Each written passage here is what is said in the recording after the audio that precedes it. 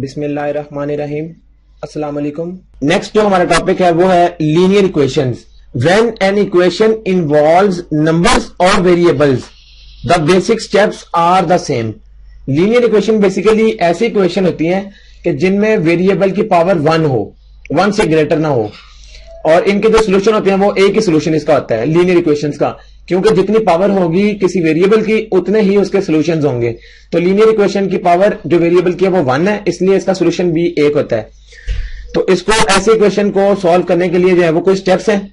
Strategy इसके लिए ये है, इफ देयर आर फ्रैक्शंस और decimals remove them by multiplication. यानी अगर हमारे पास कोई पॉइंट वाली कोई नंबर आ गया, वो पॉइंट्स में है या वो फ्रैक्शंस में है, तो हम करेंगे क्या, हम उसकी फ्रैक्शन जो है उसको रिमूव करेंगे by multiplying with that number. वो जो भी नंबर होगा उससे मल्टीप्लाई करेंगे ताकि फ्रैक्शन खत्म हो जाए।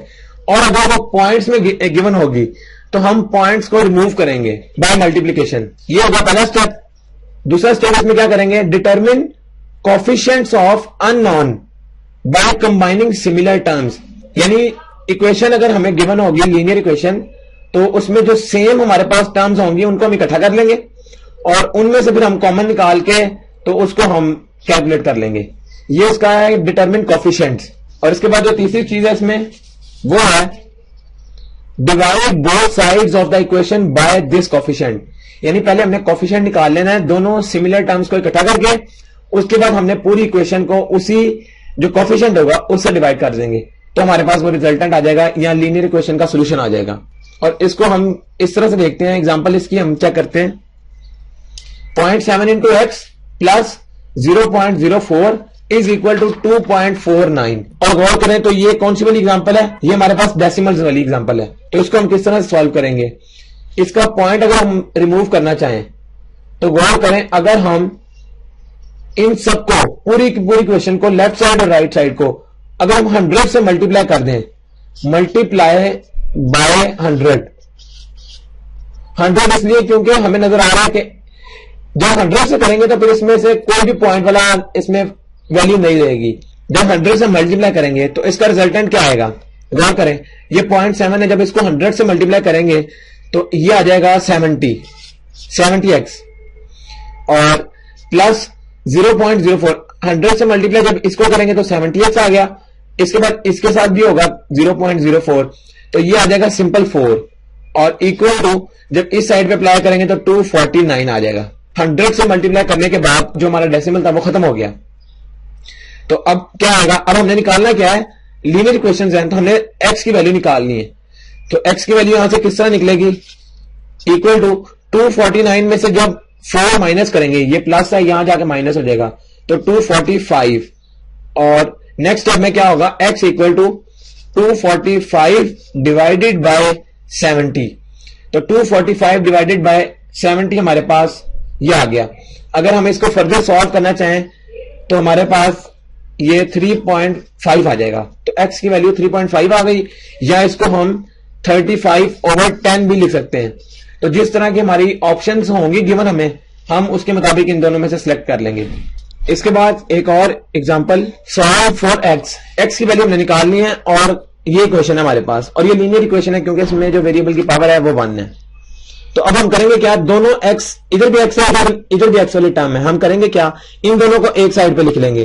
तो ax और ये जब इधर आएगा तो माइनस cx आ जाएगा, और ये b इधर कांस्टेंट है, ये दूसरी साइड पे चला जाएगा, तो d प्लस b ये आ गया। इसके बाद इन दोनों में x है तो x common, a minus c आ गया, equal to d plus b। हमें चाहिए क्या, जस्ट x, तो d plus b divided by a minus c। हमने x वाले टर्म्स को, सिमिलर टर्म्स को इकट्ठा कर लिया, उसमें से हमने जो कोफिशिएंट था वो उसको बना लिया। जब वेरिएबल उसमें से निकल आएगा x, तो बाकी रह गए उसके कोफिशिएंट्स, तो कोफिशिएंट को बाद में हम दोनों साइड पर डिवाइड करेंगे। यहां पर जब डिवाइड किया तो a माइनस सी कैंसिल और यहां पर a माइनस सी इसके नीचे आ जाएगा, तो ये x की वैल्यू आ गई। और जो थर्ड एग्जांपल है वो ये है, 3/4 into x plus 2 is equal to 2/3 into x plus 3। तो ऐसी एग्जांपल को हम किस तरह से सॉल्व करेंगे, अब ये हमारे पास फ्रैक्शन में आ गई है, तो फ्रैक्शन का मतलब है कि हमने फ्रैक्शन रिमूव करनी है और ये मल्टीप्लीकेशन से होगी। तो कौन सा नंबर है जिससे ये नीचे वाला जो फ्रैक्शन है ये रिमूव हो जाए, यहां पर 4 है यहां पर 3 है, इसका मतलब है कि अगर हम 4 से करेंगे तो सिर्फ ये रिमूव होगी, अगर 3 से करेंगे तो ये मूव होगी, और अगर हम 12 से करें मल्टीप्लाई बाय 12 बोथ साइड्स, तो क्या होगा, ये भी कट जाएगा और ये भी कट जाएगा, तो हमारा रिजल्टेंट जो है वो आ जाएगा। जब इसको 12 से मल्टीप्लाई करेंगे तो 4 और 12 तो 3 रह जाएगा यहां पर, तो 3 इंटू 3 9x, उसके बाद प्लस 12 इंटू 2 24 इक्वल टू, यहां पर 3 है तो 3 जब 12 से कटेगा तो ऊपर 4 रह गया, 4 इंटू 2 8x, और उसके बाद प्लस 3 इंटू 12 36। अब ये वाला स्टेप हम यहां पर फॉलो करेंगे, 9x minus 8x equal to 36 minus 24। हमने सिमिलर टर्म्स इकट्ठी कर ली, यहां पर जब देखेंगे तो ये x रह जाएगा, और 36 में से जब 24 माइनस करेंगे तो x की वैल्यू 12 आएगी। तो इस तरह से हम फ्रैक्शंस वाले जो लीनियर इक्वेशंस होंगे उनको सॉल्व करेंगे। अब इसी से रिलेटेड साइमल्टेनियस इक्वेशंस अगर हमारे पास आ जाती हैं तो हम उनको किस तरह से सॉल्व करेंगे, उसके लिए भी हमारे पास टेक्निक है, और वो क्या, वो है सब्स्टिट्यूशन मेथड वाली। In solving two linear equations involving two variables we use any one equation and find value of one variable in terms of other variable and then substitute value of this variable in other equation and solve for the existing variable, then put value of this variable in either equation and is solved for other variable। यानी ये जो सारी statement है इसका मतलब क्या है, अगर हमारे पास दो लीनियर इक्वेशंस गिवन हो, हम क्या करेंगे, हम एक इक्वेशन को पकड़ेंगे और उसमें से कोई एक वेरिएबल निकाल लेंगे एक साइड पर, उसको हम दूसरी इक्वेशन में पुट करेंगे तो हमारे पास अब एक आंसर आ जाएगा, फिर हम उस आंसर को फिर किसी एक इक्वेशन में पुट करेंगे तो दूसरा आंसर आ जाएगा। इसको हम एक एग्जांपल से सॉल्व कर लेते हैं। एग्जांपल है ये 2x minus 4y is equal to 2, 3x plus 5y is equal to 4। ये साइमल्टेनियस इक्वेशन इसलिए क्योंकि दो इक्वेशन इकट्ठी गिवन है और इन दोनों को हमने इकट्ठा सॉल्व करना है, और वो किस तरह से होंगी, जो अभी हमने बात की थी 2x minus 4y is equal to 2, ये पहली इक्वेशन है और ये दूसरी इक्वेशन है। हम लेट्स सपोज इसको कह लेते हैं ये फर्स्ट है ये सेकंड है। सॉल्व किस तरह करेंगे, पहली इक्वेशन को सॉल्व करेंगे और कोई एक वेरिएबल लेफ्ट साइड में हम ले लेंगे। लेट्स सपोज हम x को लेफ्ट साइड पे ले लेते हैं, तो यहां से क्या आ जाएगा 2 और ये प्लस 4y, ये फर्स्ट इक्वेशन से यूजिंग फर्स्ट इक्वेशन, और यहां से अगर हम सिर्फ x निकालना चाहें तो x क्या आ जाएगा 2 प्लस 4y डिवाइडेड बाय 2। ये जो x के साथ 2 आ रहा था ये नीचे चला जाएगा, ये आ गया जस्ट x की वैल्यू। अब इस x की वैल्यू को हम पुट करेंगे सेकंड इक्वेशन में, ये है सब्स्टिट्यूशन मेथड।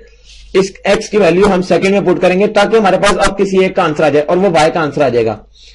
अब ये क्या है 3, x की वैल्यू हम यहां पर पुट करेंगे, वो क्या थी 2 plus 4y divided by 2 plus 5y as it is equal to 4।